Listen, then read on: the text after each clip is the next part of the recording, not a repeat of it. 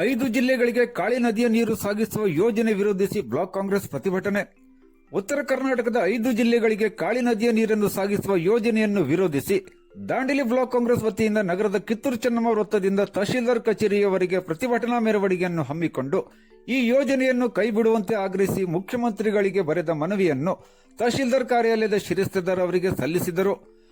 ಮುಂಜಾನೆ ಚೆನ್ನಮ್ಮ ವೃತ್ತದಲ್ಲಿ ಸಮಾವೇಶಗೊಂಡ ಕಾಂಗ್ರೆಸ್ ಪಕ್ಷದ ನೂರಾರು ಕಾರ್ಯಕರ್ತರು ಮೆರವಣಿಗೆ ಉದ್ದಕ್ಕೂ ಬಿಜೆಪಿ ಪಕ್ಷದ ವಿರುದ್ಧ ಘೋಷಣೆಗಳನ್ನು ಕೂಗುತ್ತಾ ಪ್ರಮುಖ ಮಾರ್ಗದ ಮೂಲಕ ತಹಶೀಲ್ದಾರ್ ಕಚೇರಿ ತಲುಪಿದರು.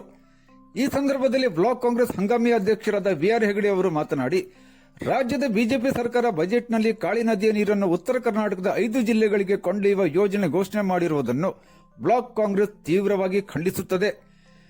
ಕಾಳಿ ನದಿ ಪಾತ್ರದ ತಾಲೂಕುಗಳಾದ ದಾಂಡೇಲಿ, ಜೋಯಿಡಾ ಹಾಗೂ ಕಾರವಾರ ತಾಲೂಕಿನ ಜನತೆಗೆ ಸಮರ್ಪಕವಾಗಿ ನೀರನ್ನು ಪೂರೈಕೆ ಮಾಡಲಾಗುತ್ತಿಲ್ಲ. ಕಾಳಿ ನದಿ ನೀರಿನ ಮೇಲೆ ಇಲ್ಲಿನ ವನ್ಯ ಸಂಕುಲ, ಸಮೃದ್ಧ ಪರಿಸರ, ಪ್ರವಾಸೋದ್ಯಮ, ಕಾಗದ ಕಾರ್ಖಾನೆ ಹಾಗೂ ಜನಜೀವನವೇ ಅವಲಂಬಿತವಾಗಿದೆ. ಹೀಗಿರುವಾಗ ಕಾಳಿ ನದಿಯ ನೀರನ್ನು ಬೇರೆ ಜಿಲ್ಲೆಗೆ ಕೊಂಡೊಯ್ಯುವ ಯೋಜನೆ ಜಾರಿಯಾದರೆ ತೀವ್ರ ಸಂಕಷ್ಟ ಎದುರಾಗಿ ಕುಡಿಯುವ ನೀರಿಗೆ ಮತ್ತು ಜಲಕ್ರೀಡೆಗಳಿಗೂ ತೊಡಕಾಗಲಿದೆ.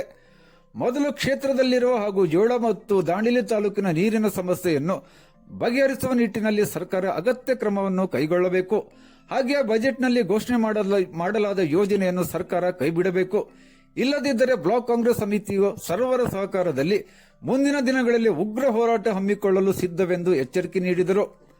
ಈ ಸಂದರ್ಭದಲ್ಲಿ ನಗರಸಭೆ ಅಧ್ಯಕ್ಷ ಸರಸ್ವತಿ ರಜಪೂತ್, ಕಾಂಗ್ರೆಸ್ ಜಿಲ್ಲಾ ವಕ್ತಾರ ಆರ್ಪಿ ನಾಯ್ಕ್, ಬ್ಲಾಕ್ ಕಾಂಗ್ರೆಸ್ ಉಪಾಧ್ಯಕ್ಷರಾದ ಕರೀಂ ಹಾಜರಿಕರ್, ಬ್ಲಾಕ್ ಕಾಂಗ್ರೆಸ್ ಪ್ರಧಾನ ಕಾರ್ಯದರ್ಶಿಗಳಾದ ಎಸ್ ಪೂಜಾರ್, ಇಕ್ಬಾಲ್ ಶೇಖ್, ಕಾಂಗ್ರೆಸ್ ಮುಖಂಡರುಗಳಾದ ತಸವರ್ ಸೌದಾಗರ್, ಬಸೀರ್ ಗಿರಿಯಾಲ್, ಎಂಆರ್ ನಾಯ್ಕ್, ಸುದರ್ಶನ್ ಆರ್ಸಿ, ಪ್ರತಾಪ್ ಸಿಂಗ್ ರಜಪೂತ್, ರಾಜೇಸಾಬ್ ಕೇಸ್ನೂರ್, ಅವಿನಾಶ್ ಘೋಡ್ಕೆ, ಜಾಫರ್ ಮಸನಗಟ್ಟಿ, ಕರೀಂ ಗೌಸ್ ಖತೀಬ್, ಫಿರೋಜ್ ಬಾಳೆಖಾನ್, ರಫೀಕ್ ಖಾನ್, ರಿಯಾಜ್ ಸೈಯದ್ ಹಾಗೂ ನಗರಸಭಾ ಸದಸ್ಯರಾದ ಯಾಸ್ಮಿನ್ ಕಿತ್ತೂರ್, ನಂದೀಶ್ ಮುಗುರ್ವಾಡಿ, ಅಶ್ಫಾಕ್ ಶೇಖ್, ಮಜೀದ್ ಸನದಿ, ಮಹಾದೇವ್ ಜಮಾದಾರ್ ಸೇರಿದಂತೆ ಇನ್ನಿತರ ಸದಸ್ಯರು, ಕಾಂಗ್ರೆಸ್ ಮುಖಂಡರು, ಕಾರ್ಯಕರ್ತರು ಉಪಸ್ಥಿತರಿದ್ದರು.